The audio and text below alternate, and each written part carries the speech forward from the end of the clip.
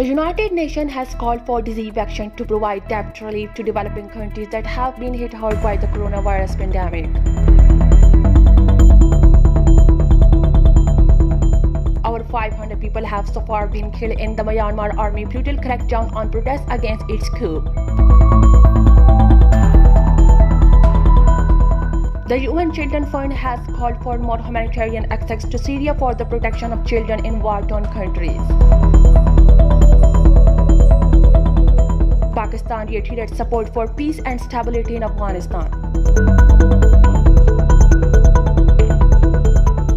An American Sikh leader and the chairman of the Sikh Political Action Committee, Gurinder Singh, says the ongoing revolution of farmers is the only ray of hope in India. Palestinians get 1 lakh COVID vaccine doses from China.